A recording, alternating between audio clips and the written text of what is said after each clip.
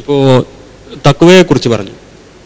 ഈ ആരാധനകളിലൊക്കെ, നിസ്കാരം, നോമ്പ് തുടങ്ങിയ ആരാധനകളിലൊക്കെ വളരെ കണിശത പുലർത്തുകയും അതുപോലെ തന്നെ ജീവിതത്തിൻ്റെ മറ്റ് തുറകളിലൊക്കെ തന്നെ വളരെ അധികം തഖ്വയോടുകൂടിയൊക്കെ നടക്കുന്ന ആളുകൾ തന്നെ ഇപ്പോൾ പലരും സമൂഹ മധ്യത്തിലൊക്കെ പല പ്രശ്നങ്ങളിലും ഇടപെട്ട് തീർപ്പ് കൽപ്പിക്കുകയും നിർദ്ദേശങ്ങളൊക്കെ നൽകുകയും ചെയ്യുന്ന പല ആളുകളും ജീവിതത്തിൽ ഒരു തിരിച്ചടി നേരിടുമ്പോൾ അല്ലെങ്കിൽ ഒരു പ്രയാസങ്ങളോ ബുദ്ധിമുട്ടുകളോ നേരിടുമ്പോൾ, ഉദാഹരണമായിട്ട് ഒരു കടബാധ്യത കൂടുക അല്ലെങ്കിൽ മാരകമായ അസുഖങ്ങൾ വരിക, അങ്ങനെ എന്തെങ്കിലുമൊക്കെ ഒരു തിരിച്ചടികളും പ്രയാസങ്ങളും നേരിടുമ്പോൾ വളരെയധികം തളർന്നു പോകുന്ന അല്ലെങ്കിൽ അവർ ആത്മഹത്യ പോലും ചെയ്യുന്ന അനവധി സംഭവങ്ങൾ ഉണ്ടായിട്ടുണ്ട്.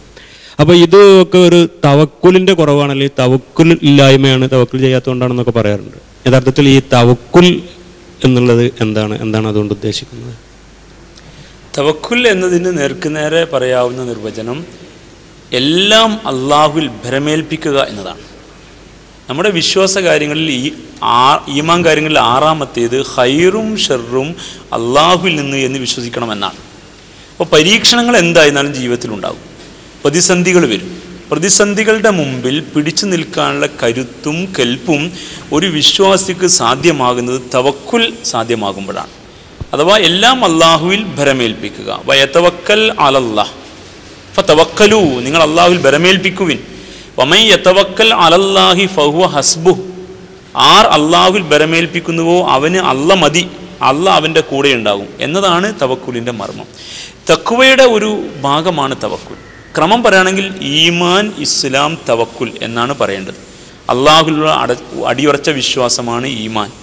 ആ വിശ്വാസത്തിനനുസരിച്ച് അള്ളാഹുവിന് വിധേയപ്പെട്ട് ജീവിക്കലാണ് ഇസ്ലാം. അങ്ങനെ ജീവിക്കുമ്പോൾ എല്ലാം അള്ളാഹുവിൽ തവക്കുൽ ചെയ്യാനുള്ള കഴിവ് നേടണം. ഇത് ചേരുമ്പോഴാണ് തഖ്വ സാധ്യമാവുക. പ്രവാചകൻ ഇബ്രാഹിം അലൈഹിസ്സലാമ അദ്ദേഹം ഇറാഖിൽ തീകുണ്ടത്തിലെറിയപ്പെടുന്ന ഒരു വേളയിൽ ഹസ്ബി അല്ലാഹു വനിഅമൽ വക്കീൽ അദ്ദേഹം പറഞ്ഞ ഒരു വാക്യമാണ്, എനിക്കെൻ്റെ നാഥൻ മതി, ഞാൻ എല്ലാം അവനിൽ തവക്കുൽ ചെയ്യുന്നു. എല്ലാം ഭരമേൽപ്പിക്കാൻ ഇത്ര നല്ല ഒരാൾ വേറെയില്ല. ആ തവക്കുലിൻ്റെ ഉദാത്തമായ സ്വീകരണമാണ് തീകുണ്ടത്തിൽ നിന്ന് അദ്ദേഹം എഴുന്നേറ്റ് വന്നത്. ഹാജിറ ബീവി റളിയല്ലാഹു തആല അൻഹയെ മക്കയിൽ കൊണ്ടുപോയി താമസിപ്പിക്കുമ്പോൾ ഇബ്രാഹിം അലൈഹിസ്സലാമ യാത്ര പറയാൻ പോലും കെൽപ്പില്ലാതെ തിരിഞ്ഞു നടന്നപ്പോൾ അവർ ചോദിച്ച ഒരു ചോദ്യമുണ്ട്, ഇത് അള്ളാഹുവിൻ്റെ കൽപ്പനയാണോ? ഇബ്രാഹിം അലൈഹിസ്സലാം പറഞ്ഞ മറുപടി, അതെ, ഇത് അള്ളാഹുവിൻ്റെ കൽപ്പനയാണ്. അവിടെ വെച്ച് അവർ പറഞ്ഞ ഒരു വാക്യം, ഇദൻ ലാ യുളയ്യുന, എങ്കിൽ അള്ളാഹ് ഞങ്ങളെ കൈയൊഴിയില്ല. അപ്പോൾ ജലാജന ഫലശൂന്യമായ ആ മണ്ണിൽ നാഥൻ ഞങ്ങൾക്ക് കാവലുണ്ടാകുമെന്ന ഉറച്ച ബോധ്യത്തോടെ അവർക്ക് ജീവിക്കാൻ പറ്റിയ തവക്കുലിൻ്റെ ഭാഗം. മകൻ ഇസ്മായിൽ അലൈഹിസ്സലാമയെ ബലിയെറുക്കാൻ വേണ്ടിയുള്ള തീരുമാനം അറിയിച്ചപ്പോൾ യാ അബതിഫ് അൽ മാതു ഉമർ സതജിദുനി ഇൻഷാ അല്ലാഹു മിനസ് സ്വാബിരീൻ, പിതാവെ അങ്ങയോട് കൽപ്പിച്ചതുപോലെ അങ്ങ് ചെയ്യുക, അള്ളാഹ് ഉദ്ദേശിച്ചു എങ്കിൽ ക്ഷമാലുക്കളിൽ അങ്ങേക്ക് എന്നെ കാണാം എന്ന് പറയുമ്പോൾ ഈ കുഞ്ഞുമോൻ അള്ളാഹുവിൽ ഭരമേൽപ്പിക്കുകയാണ്.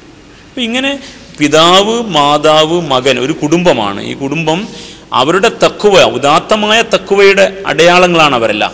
ആ തഖ്വയുടെ അനിവാര്യമാണ് ഈ തവക്കുൽ. അപ്പം തഖ്വയും തവക്കുലും തമ്മിൽ അങ്ങനെ ഒരു ബന്ധമുണ്ട്.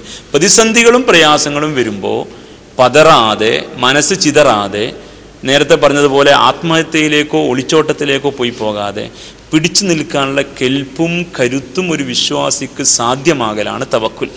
അങ്ങനെ ആർ അള്ളാഹുൽ ഭരമേൽപ്പിക്കുന്നുവോ അവന് അള്ളാഹു അവൻ്റെ കാര്യങ്ങൾ ഏറ്റെടുത്ത് മുന്നോട്ട് പോകും. എൻ്റെ കൂടെ എൻ്റെ നാഥനുണ്ട് എന്ന ഉദാത്തമായ ചിന്ത അവനുണ്ടാകും. അവനൊരിക്കലും ഈ പറഞ്ഞ തെറ്റായ രീതികൾ സ്വീകരിക്കുകയില്ല. തഖ്വയും തവക്കുലും തമ്മിൽ അങ്ങനെ ഒരു ബന്ധമുണ്ട്. തവക്കുൽ ഉള്ളവനാണ് തഖ്വയുള്ളവൻ എന്ന് നമുക്ക് പറയാൻ സാധിക്കും. അതുകൊണ്ടാണ് നമസ്കാരവും കാര്യവും ഭംഗിയായി നിർവഹിക്കുന്നവർ തന്നെ ചെറിയ പരീക്ഷണങ്ങൾക്ക് മുമ്പിൽ പരാജയപ്പെടുന്നതും പലപ്പോഴും ഈ പറഞ്ഞ തെറ്റായ രീതികൾ ചെയ്യുന്നതും. തവക്കുൽ സാധ്യമാകുന്ന ഒരുത്തൻ ഒരിക്കലും പ്രയാസപ്പെടുകയില്ല. അവൻ പിടിച്ചു നിൽക്കും അള്ളാഹുവിൻ്റെ ദീനിൻ്റെ മാർഗത്തിൽ.